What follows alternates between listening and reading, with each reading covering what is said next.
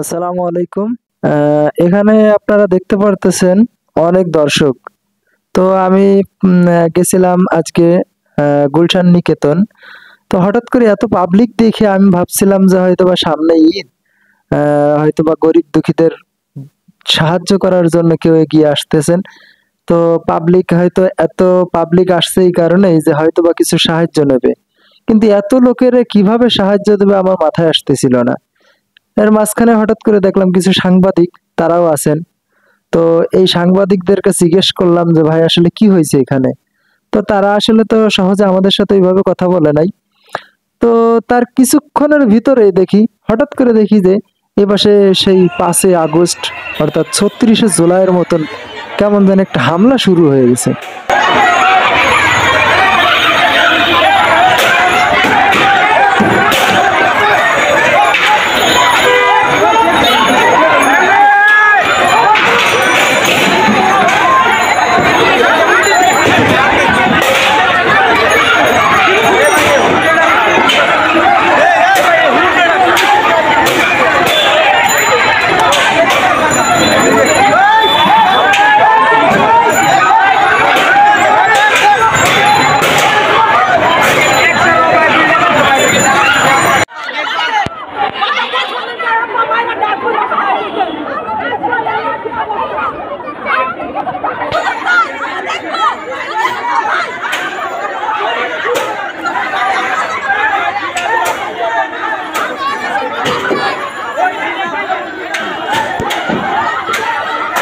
এই দেখেন গাইস, পোলাপাইনে কিভাবে যে হামলা করবে আসলে মানে এটা ভাষায় প্রকাশ করতে পারতেছি না যে পাবলিক এত ক্ষিপ্ত কারণটা কি।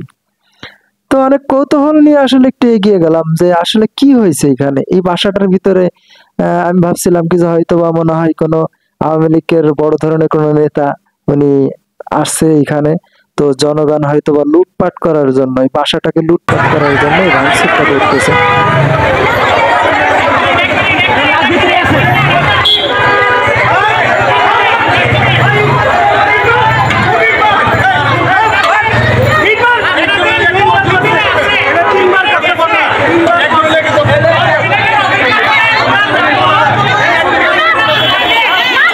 তো গাইস, আপনারা দেখতেই পারতেছেন এই বাসাটার কি অবস্থা করছে পাবলিক।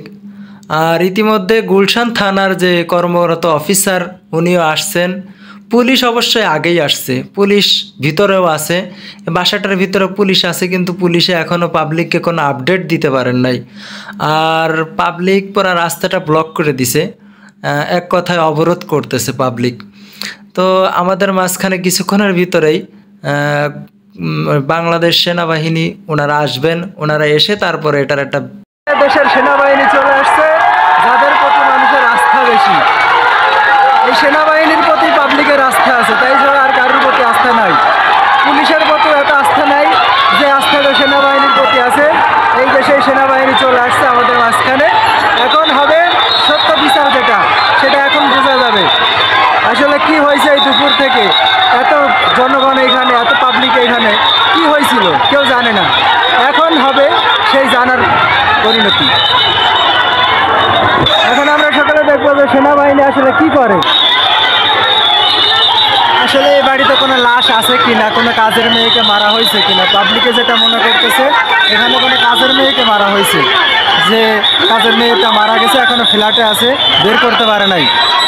কিছুক্ষণ আগে পুলিশ আসছিল, পুলিশরাও কিছু জানাতে পারে নাই। তো এখন সেনাবাহিনী আসছে, পাবলিক জনতাকে সবাইকে রাস্তা ক্লিয়ার করে দিতে বলতেছে।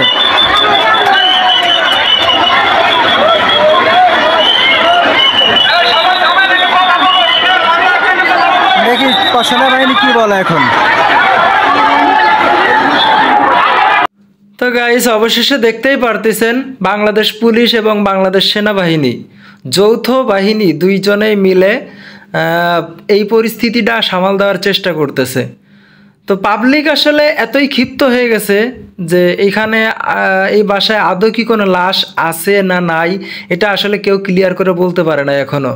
কিন্তু পাবলিকের ধারণা যে কোনো একটা কাজের মেয়েকে মেরে বাসায় গুম করে রাখা হয়েছে, বা সেই মেয়েটাকে কোথাও পাচার করে দিছে কিনা এটা নিয়ে আসলে পাবলিকের মনের ভিতরে এখনও কনফিউশন আছে। তো ইতিমধ্যে বাংলাদেশ সেনাবাহিনী সকল পাবলিককে বলতেছেন যে আমরা আপনাদের সাথে করে নিয়ে আমরা বাসা তল্লাশি করব।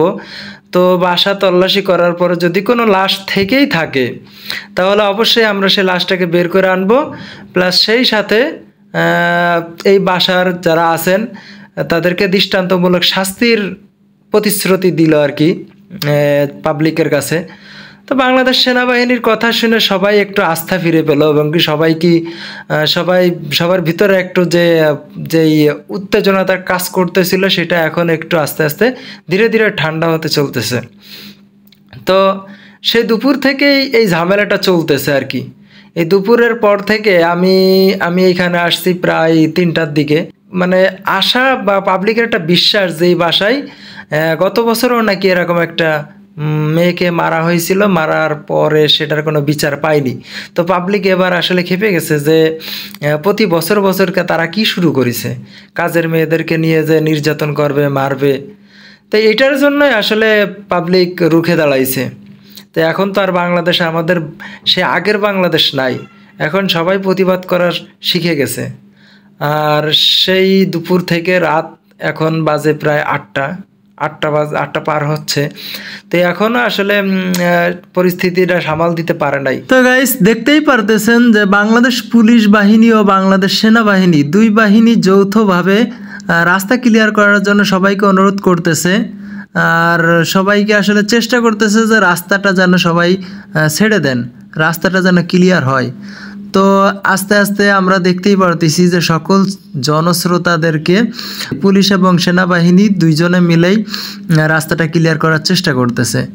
তা আসলে এর শেষ কোথায় আমি এটা আসলে বলতে পারতেছি না, কারণ আমি শেষ পর্যন্ত এখানে থাকতে পারলাম না। সো আমার দর্শকদের কাছে আমার একটাই অনুরোধ, প্লিজ কেউ যদি জেনে থাকেন যে এটা শেষ কী হয়েছিল আমাকে একটু কমেন্টস করবেন।